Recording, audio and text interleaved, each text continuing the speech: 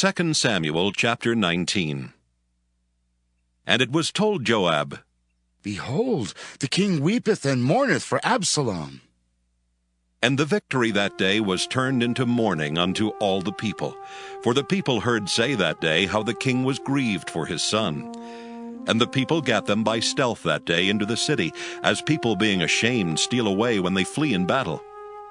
But the king covered his face, and the king cried with a loud voice, Oh, my son Absalom! Oh, Absalom, my son, my son! And Joab came into the house to the king and said, Thou hast shamed this day the faces of all thy servants, which this day hast saved thy life, and the lives of thy sons and of thy daughters, and the lives of thy wives, and the lives of thy concubines, in that thou lovest thine enemies, and hatest thy friends. For thou hast declared this day that thou regardest neither princes nor servants. For this day I perceive that if Absalom had lived, and all we had died this day, then it had pleased thee well. Now therefore arise, go forth, and speak comfortably unto thy servants. For I swear by the Lord, if thou go not forth, there will not tarry one with thee this night. And that will be worse unto thee than all the evil that befell thee from thy youth until now. Then the king arose and sat in the gate, and they told unto all the people, saying, Behold, the king doth sit in the gate. And all the people came before the king, for Israel had fled every man to his tent. And all the people were at strife throughout all the tribes of Israel, saying, The king saved us out of the hand of our enemies, and he delivered us out of the hand of the Philistines. And now he is fled out of the land for Absalom. And Absalom, whom we anointed over us, is dead in battle. Now therefore, why speak ye not a word of bringing the king back? And King David sent to Zadok and to Abiathar the priest, saying, Speak unto the elders of Judah, saying, Why are ye the last to bring the king back to his house? Seeing the speech of all Israel is come to the king, even to his house. Ye are my brethren, ye are my bones and my flesh. Wherefore then are ye the last to bring back the king? And say ye to Amasa, Art thou not of my bone and of my flesh? God do so to me, and more also, if thou be not captain of the host before me continually in the room of Joab. And he bowed the heart of all the men of Judah, even as the heart of one man, so that they sent this word unto the king, Return thou and all thy servants. So the king returned and came to Jordan, and Judah came to Gilgal to go to meet the king, to conduct the king over Jordan. And Shimei the son of Gera, a Benjamite, which was of Bahurim, hasted and came down with the men of Judah to meet King David. And there were 1,000 men of Benjamin with him, and Ziba the servant of the house of Saul, and his 15 sons and his 20 servants with him. And they went over Jordan before the king. And there went over a ferry boat to carry over the king's household, and to do what he thought good. And Shimei the son of Gera fell down before the king, as he was come over Jordan, and said unto the king, Let not my lord impute iniquity unto me, neither do thou remember that which thy servant did perversely the day that my lord the king went out of Jerusalem, that the king should take it to his heart. For thy servant doth know that I have sinned. Therefore, behold, I am come the first this day of all the house of Joseph, to go down to meet my lord the king. But Abishai the son of Zeruiah answered and said, Shall not Shimei be put to death for this? Because he cursed the Lord's anointed. And David said, What have I to do with you, ye sons of Zeruiah, that ye should this day be adversaries unto me? Shall there any man be put to death this day in Israel? For do not I know that I am this day king over Israel? Therefore the king said unto Shimei, Thou shalt not die. And the king sware unto him. And Mephibosheth, the son of Saul, came down to meet the king, and had neither dressed his feet, nor trimmed his beard, nor washed his clothes, from the day the king departed until the day he came again in peace. And it came to pass, when he was come to Jerusalem to meet the king, that the king said unto him, Wherefore wentest not thou with me, Mephibosheth? And he answered, My lord, O king, my servant deceived me. For thy servant said, I will saddle me an ass, that I may ride thereon, and go to the king, because thy servant is lame. And he hath slandered thy servant unto my lord the king. But my lord the king is as an angel of God.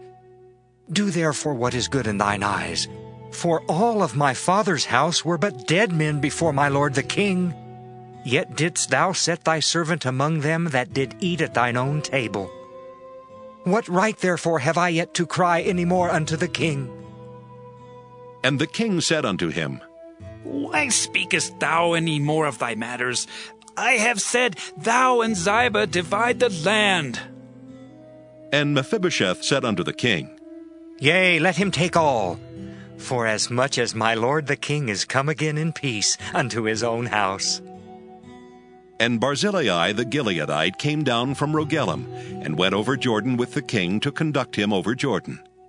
Now Barzillai was a very aged man, even 80 years old, and he had provided the king of sustenance while he lay at Mahanaim, for he was a very great man. And the king said unto Barzillai, Come thou over with me, and I will feed thee with me in Jerusalem. And Barzillai said unto the king, How long have I to live, that I should go up with the king unto Jerusalem? I am this day 80 years old. And can I discern between good and evil? Can thy servant taste what I eat, or what I drink? Can I hear any more the voice of singing men and singing women? Wherefore then should thy servant be yet a burden unto my lord the king? Thy servant will go a little way over Jordan with the king, and why should the king recompense it me with such a reward? Let thy servant, I pray thee, turn back again, that I may die in mine own city, and be buried by the grave of my father and of my mother.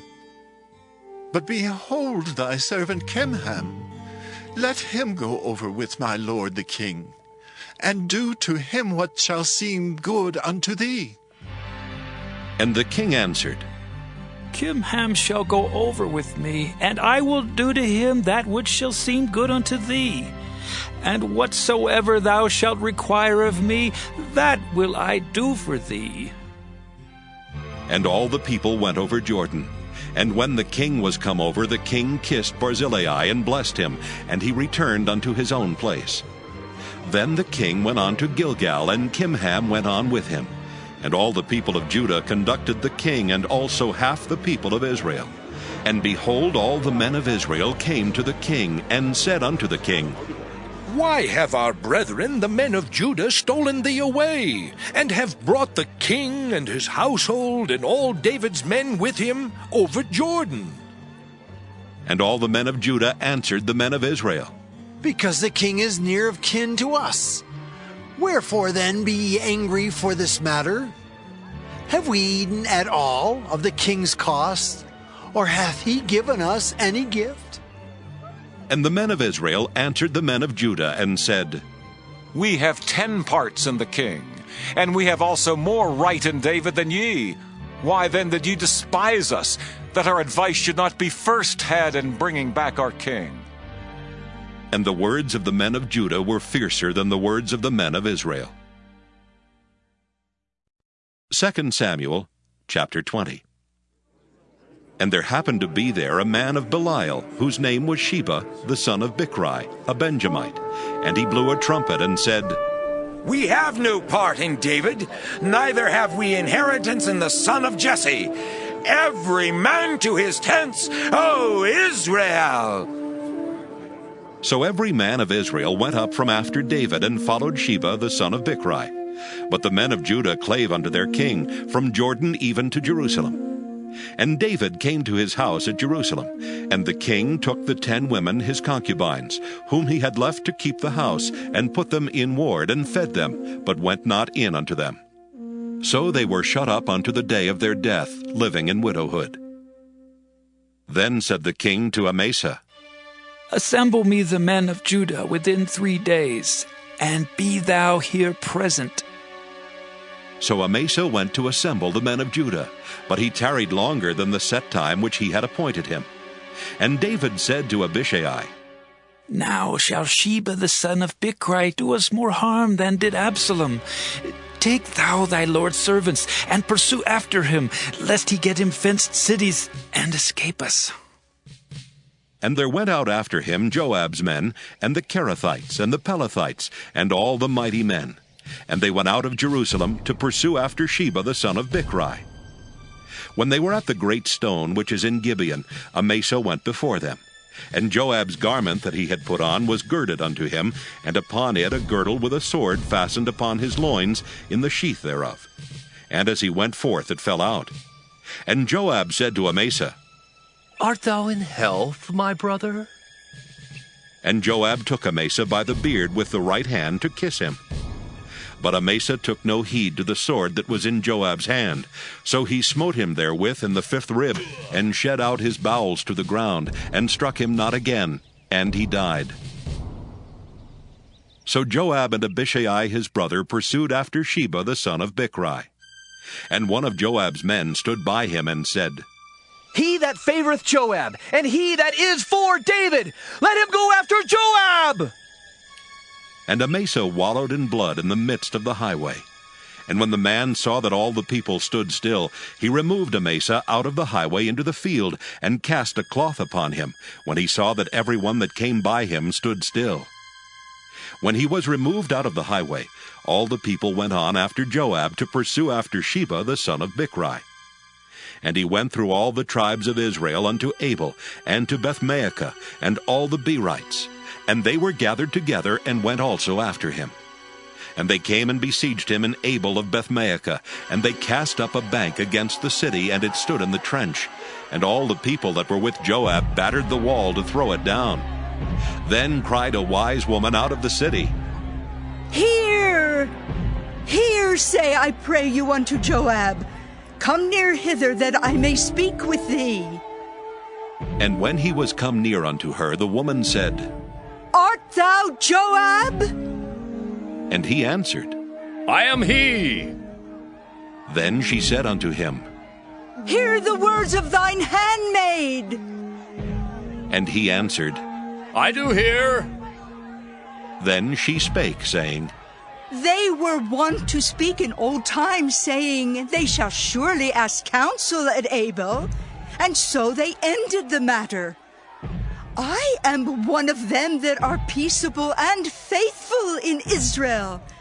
Thou seekest to destroy a city and a mother in Israel? Why wilt thou swallow up the inheritance of the Lord? And Joab answered and said, far be it from me that I should swallow up or destroy. The matter is not so. But a man of Mount Ephraim, Sheba the son of Bichri by name, hath lifted up his hand against the king, even against David. Deliver him only, and I will depart from the city. And the woman said unto Joab, Behold, his head shall be thrown to thee over the wall. Then the woman went unto all the people in her wisdom, and they cut off the head of Sheba the son of Bichri, and cast it out to Joab. And he blew a trumpet, and they retired from the city, every man to his tent. And Joab returned to Jerusalem unto the king. Now Joab was over all the host of Israel, and Benaiah the son of Jehoiada was over the Kerethites and over the Pelethites. And Adoram was over the tribute, and Jehoshaphat the son of Ahilud was recorder. And Sheva was scribe, and Zadok and Abiathar were the priests. And Ira also the Jairite was a chief ruler about David. 2 Samuel chapter 21. Then there was a famine in the days of David 3 years, year after year. And David inquired of the Lord. And the Lord answered, It is for Saul and for his bloody house, because he slew the Gibeonites. And the king called the Gibeonites, and said unto them, Now the Gibeonites were not of the children of Israel, but of the remnant of the Amorites, and the children of Israel had sworn unto them. And Saul sought to slay them in his zeal to the children of Israel and Judah. Wherefore David said unto the Gibeonites, What shall I do for you? And wherewith shall I make the atonement, that ye may bless the inheritance of the Lord? And the Gibeonites said unto him, We will have no silver nor gold of Saul, nor of his house. Neither for us shalt thou kill any man in Israel. And he said, What ye shall say, that will I do for you. And they answered the king, The man that consumed us, and that devised against us that we should be destroyed from remaining in any of the coasts of Israel, let 7 men of his sons be delivered unto us, and we will hang them up unto the Lord in Gibeah of Saul, whom the Lord did choose. And the king said, I will give them. But the king spared Mephibosheth, the son of Jonathan, the son of Saul, because of the Lord's oath that was between them, between David and Jonathan, the son of Saul. But the king took the 2 sons of Rizpah, the daughter of Aiah, whom she bare unto Saul, Armoni and Mephibosheth, and the 5 sons of Michal, the daughter of Saul, whom she brought up for Adriel, the son of Barzillai, the Maholathite. And he delivered them into the hands of the Gibeonites, and they hanged them in the hill before the Lord. And they fell all 7 together, and were put to death in the days of harvest, in the first days, in the beginning of barley harvest. And Rizpah, the daughter of Aiah, took sackcloth, and spread it for her upon the rock, from the beginning of harvest until water dropped upon them out of heaven, and suffered neither the birds of the air to rest on them by day, nor the beasts of the field by night. And it was told David what Rizpah, the daughter of Aiah, the concubine of Saul, had done. And David went and took the bones of Saul, and the bones of Jonathan his son, from the men of Jabesh-Gilead, which had stolen them from the street of Bethshan, where the Philistines had hanged them when the Philistines had slain Saul in Gilboa. And he brought up from thence the bones of Saul and the bones of Jonathan his son, and they gathered the bones of them that were hanged. And the bones of Saul and Jonathan his son buried they in the country of Benjamin in Zelah, in the sepulchre of Kish his father. And they performed all that the king commanded. And after that God was entreated for the land. Moreover, the Philistines had yet war again with Israel. And David went down, and his servants with him, and fought against the Philistines, and David waxed faint. And Ishbi-Benob, which was of the sons of the giant, the weight of whose spear weighed 300 shekels of brass in weight, he being girded with a new sword, thought to have slain David. But Abishai, the son of Zeruiah, succored him, and smote the Philistine, and killed him. Then the men of David sware unto him, saying, Thou shalt go no more out with us to battle, that thou quench not the light of Israel. And it came to pass after this, that there was again a battle with the Philistines at Gob. Then Sibbecai the Hushathite slew Saph, which was of the sons of the giant. And there was again a battle in Gob with the Philistines, where Elhanan, the son of Jaare-Oregim, a Bethlehemite, slew the brother of Goliath the Gittite, the staff of whose spear was like a weaver's beam. And there was yet a battle in Gath, where was a man of great stature, that had on every hand 6 fingers, and on every foot 6 toes, 24 in number, and he also was born to the giant. And when he defied Israel, Jonathan the son of Shimeah, the brother of David, slew him. These 4 were born to the giant in Gath, and fell by the hand of David and by the hand of his servants.